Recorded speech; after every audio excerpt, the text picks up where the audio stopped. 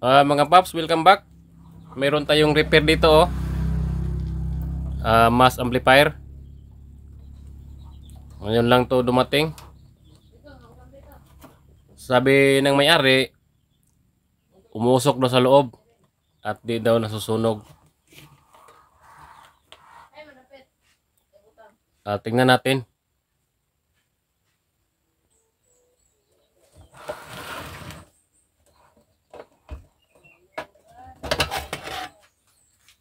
Ayan.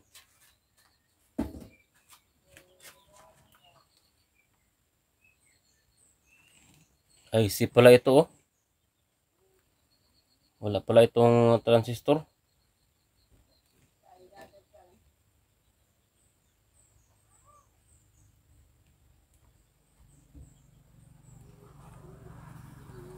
Simple lang ang circuit mga paps.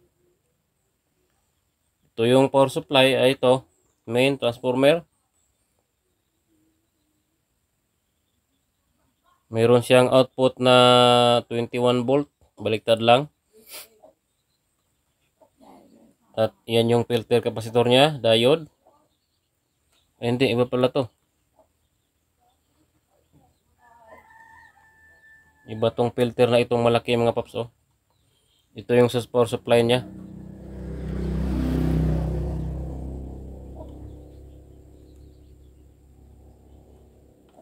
Di ko alam kung saan to. 35 volt oh.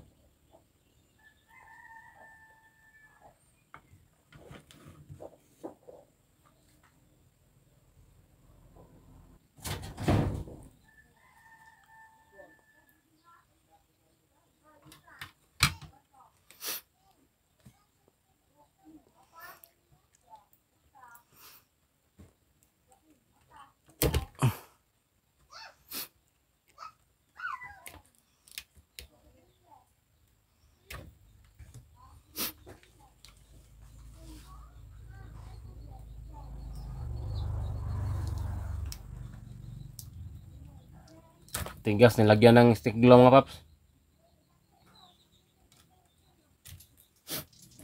Yan yung main amp nya.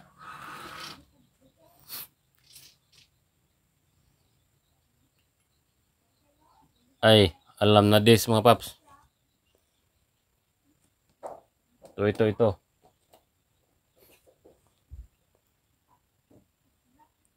May bukol dito at may butas. Yan oh.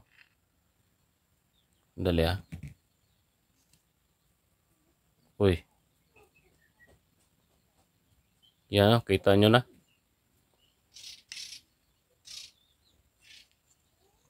Yan.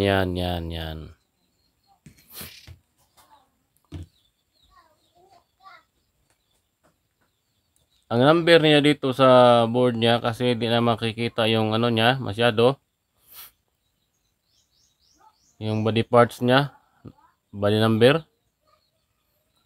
TDA 2003 ba ito?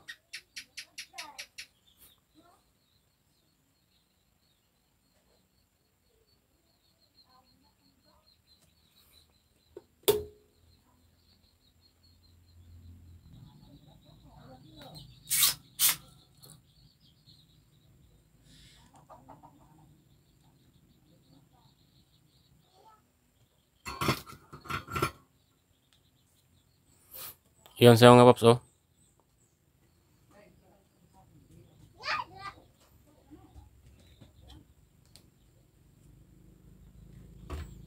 Yan siya.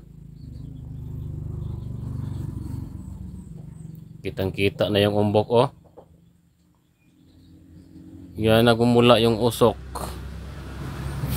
At yung number niya,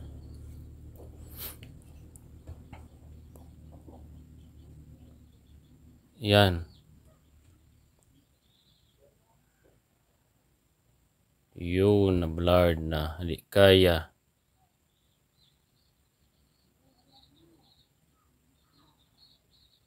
TDA 2009 A.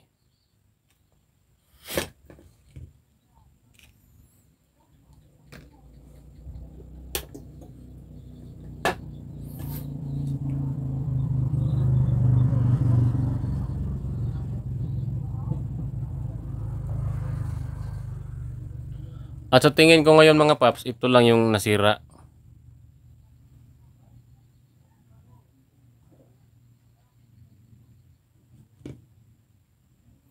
At ipaalam ko muna ito sa may-ari para mabilhan nila.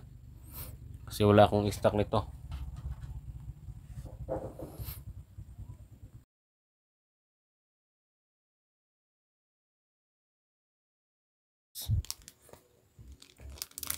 Ang paps, dito na yung IC na pinabili ko sa may-ari.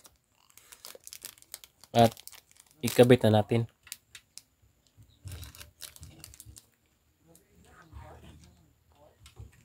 Sana ito lang yung problema.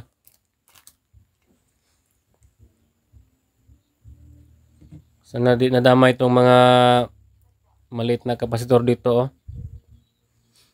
Pati yung mga resistor.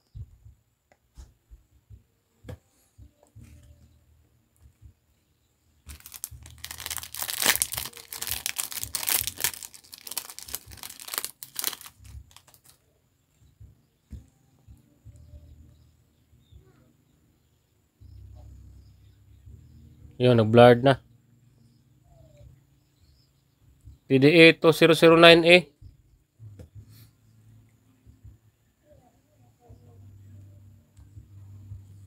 Lagyan muna natin ng silicone.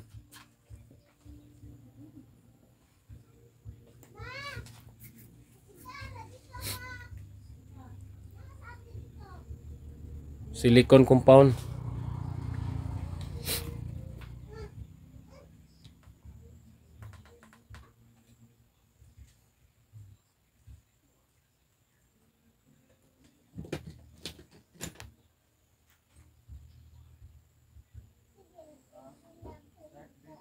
Kuhan tayo ng maliit.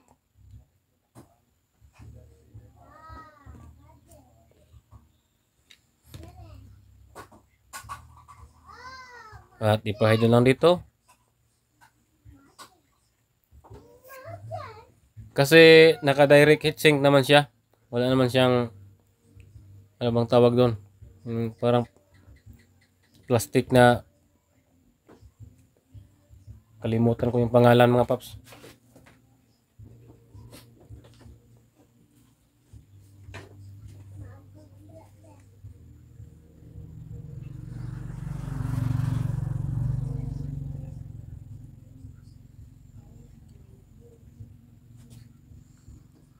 Kailangan ma-shoot natin yung lahat ng mga paa dito.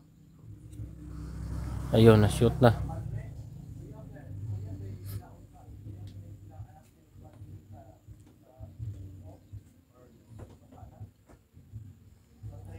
At yung screw niya.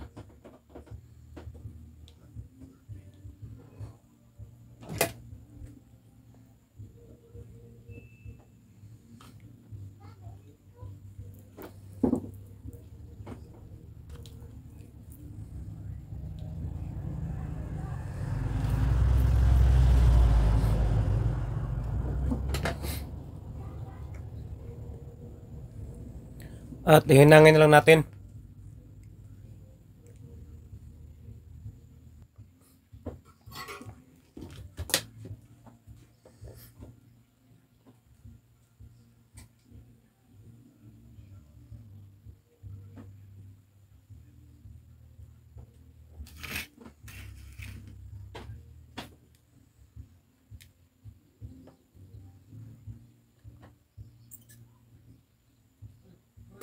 May nagpatugtog mga paps sa kabilang bahay.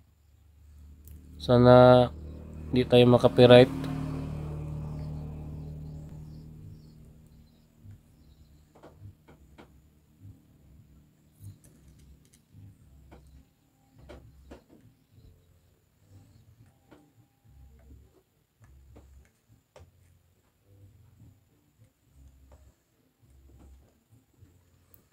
Kailangan na walang madikit sa kabilang paa.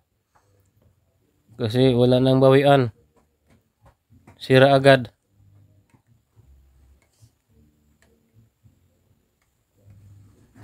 Kaya siguraduhin natin na talagang walang dumidikit.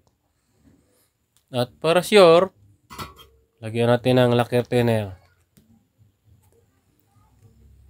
At toothbrush ang kailangan.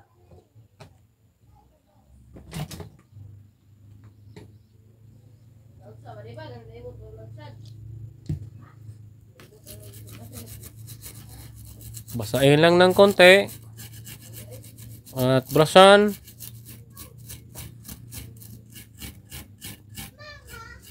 Medyo mabango yung amoy ng lacquer thinner. At mabilis lang matuyo.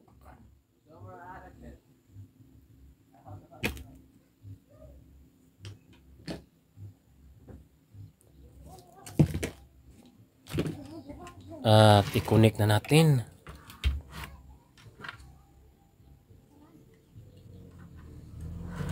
Ito yung mga connection niya.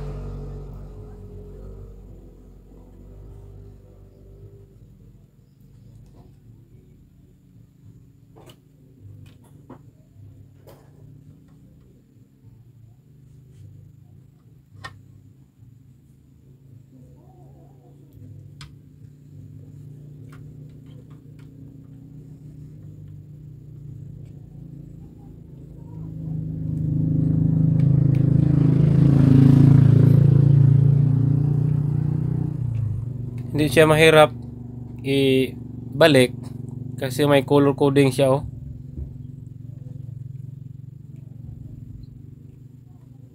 Puti, tapos 2 pins lang.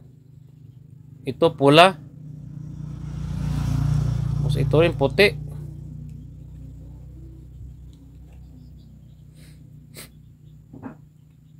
Pero pag hindi ito kinulayan, para sila. Ibig ko sabihin, pag para silang puti, wala, malito ka kasi para sila ng pin. Mga ilang pin ba to? 5 pin sila. Oh, kabit na natin.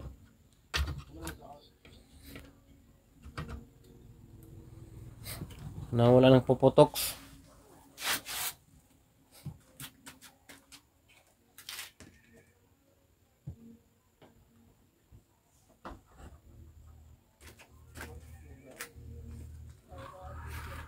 Try and try. Pero kakabit yan sa test valve mga paps, ha. Hindi ko pa diniretso.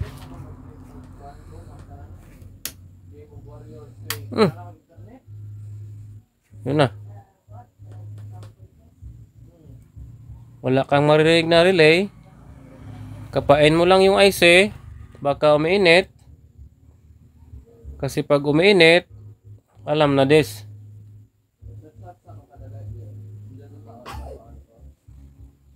Malamig naman. At pagkatapos, testera natin yung speaker out niya. Baka may humahalong voltahe. Kapain natin ulit, be. May ano na. Yung tubig yan, maligam-gam.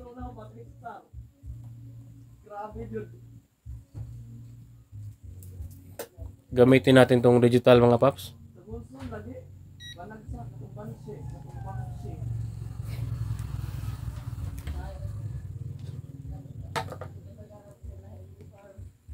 I-connect natin sa ground, yung ground niya, negative.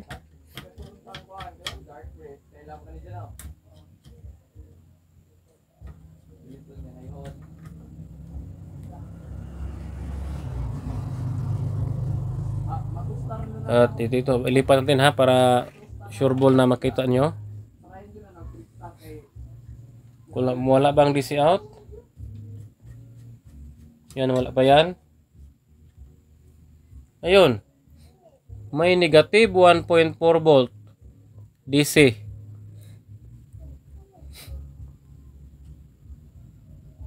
Oh. Sa kabila, be?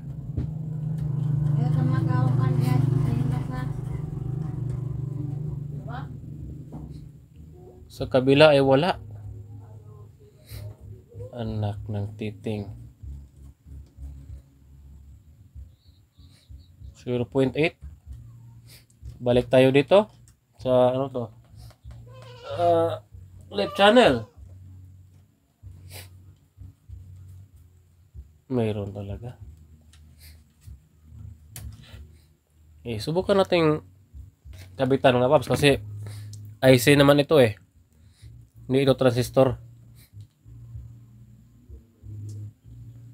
Malamig naman. Pag nag-hum yung speaker natin sa left channel, yung may voltaheng 1.4, yan na. Yan hindi pwede.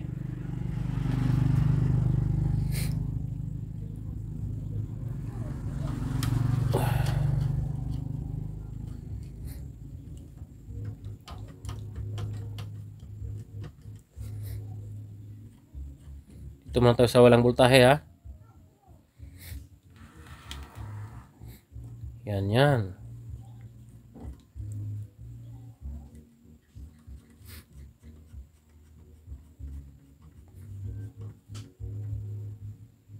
Wala kang marinig na humming dito.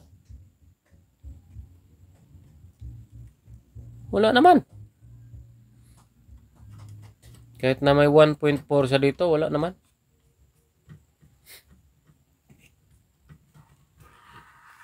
Be?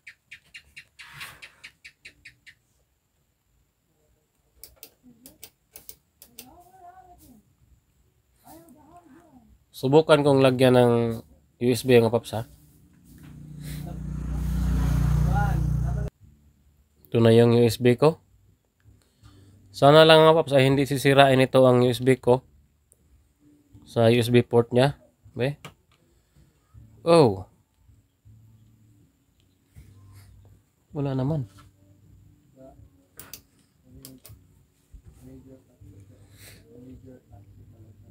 Nag-blink na yung ano niya oh. Indicator. Ibig sabihin mo nag-read na siya. Pero wala naman tunog.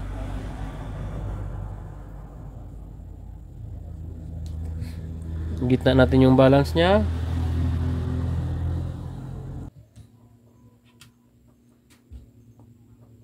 Ito sa ground.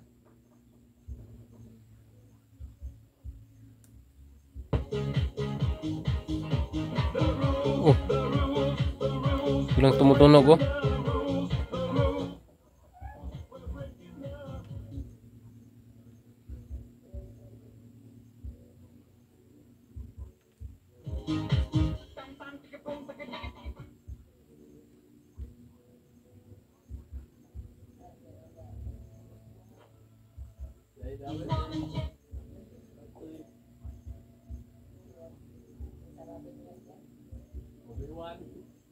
Dali ang paps, baka may loose contact dito.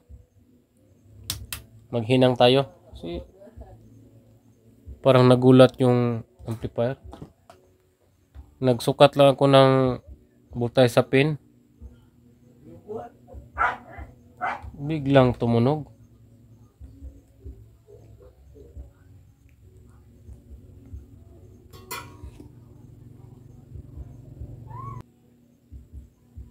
At i-on natin ulit.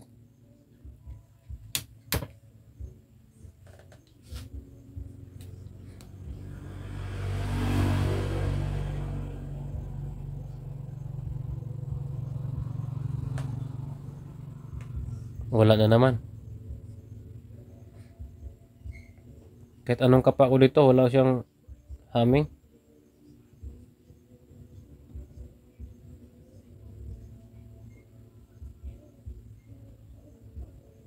Anyari. Mga paps. May napansin ako dito mga paps na parang nagulat ako ba. Para mag-mute siya sa ibig sabihin, parang mag-mute siya. Kung nakasaksak siya sa 220 volt. Para makikita nyo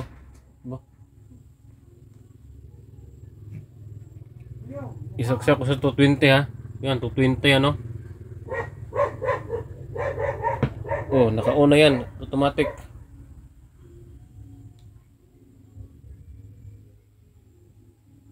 Wala. Kahit kapain nyo lahat dyan.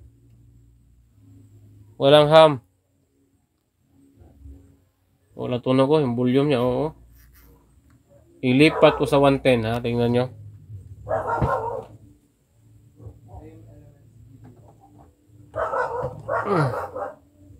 Volume ko.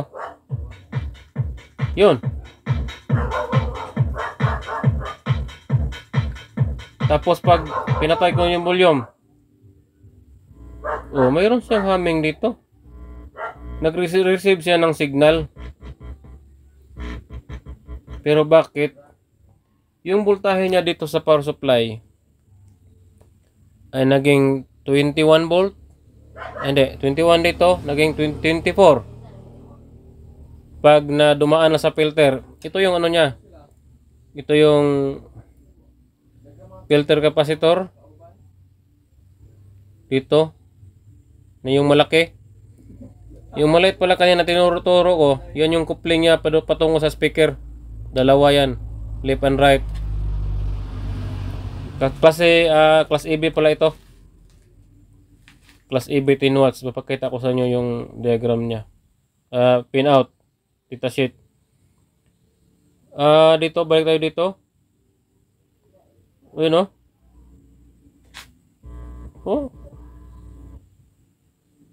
Wala yung volume, ino-off ko. Pero tiningnan ko sa ano niya, wala naman siyang muting.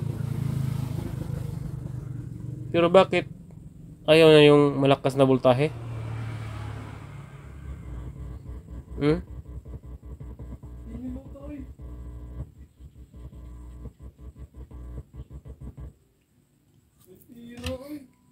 Tingnan ko muna kasi yung update lang ko lang kayo kasi tingnan ko yung mabuti yung ano niya. Yung lahat ng function nitong IC na to. Kasi bago daw ito eh. Kakabili lang. Hindi ko maintindihan. Kapag naka 110 pa lang ang mga paps, yung 24 volt nagiging 10 volt na lang dito. Na yan yung gusto niya. Oh. May distortion lang kapag nilakasan. Kasi pababa ng pababa yung voltahe na pumapasok sa kanya, pababa na yung nabubulol kung Tagalog talaga. Yung wattage niya ay bababa yan rin. Ito rin ay may saan ba yun? ECDC nga pala ito mga kaps. Oh. May DC 12 volt to 24 volt pala yung ano niya sa likod. Kaya niya yung 12 volt kasi nga yung tinatanggap ng IC ay 8 to 24 volt. Kaya niyang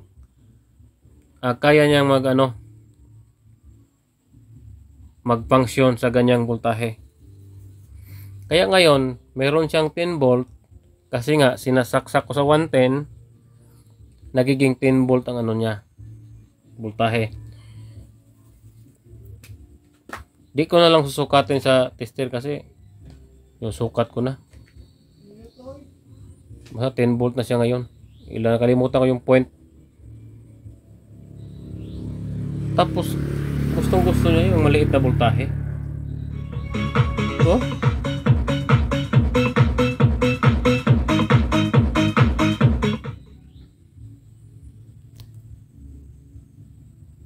Kapaps. Ngayon, lagyan natin ng parang external na power supply. Kasi ito may input ito sa likod na ito. Yan, ito antenna to. Ito yung input DC power supply. Pwede sa 12 volt, pwede rin sa 24 volt. Kasi dito, pag sabi ko kanina, ilagay ko sa 110, naging 10 volt yung voltahe dito, andar naman. Tapos pag i-direct ako sa dito sa 220 volt sa ABR. Tapos yung voltahe na naging 25 hanggang 26. Ayaw umandar. Kaya subukan natin dito kung hanggang saan kaya. Problema lang natin dito kasi 16 volt lang yung maximum nitong regulator na ito. Ito, naka-on na siya oh. Pero yung voltahe zero muna. Kasi ito yung knob niya oh. Pihitin natin para abot ng 16 volt. Yan. Dahan-dahan lang. Yan na, 4 volt DC. At yun.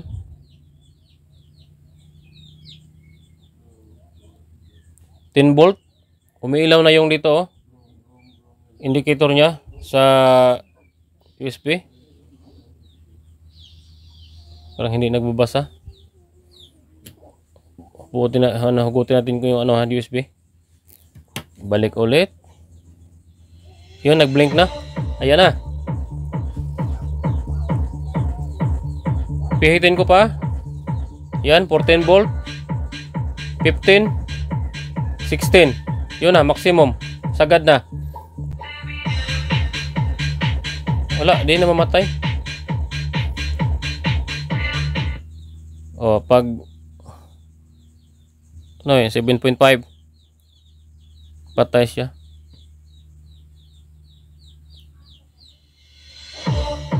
10 volt ulit. 7, 9, aandar pa siya. 8, mayroon pa. Ay, wala na. Hanggang 9. Kaya niya. Ayun, wala. 10.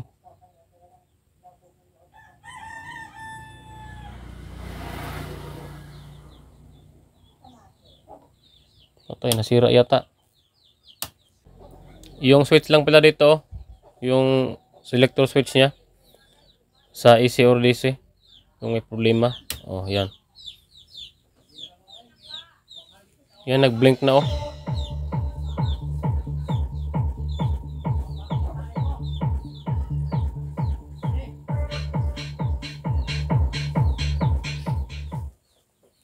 Ipaalam ko lang ito sa may-ari mga paps para malaman niya na baka dito yung voltahe kasi dito maabot ng 240 volt so, sa amin.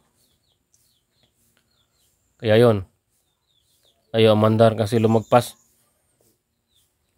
Kasi tiningnan ko sa diagram nitong IC na ito, 24 volt lang talaga siya maximum.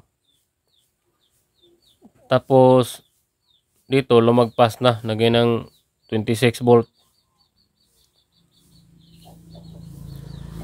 At yun lang mga paps.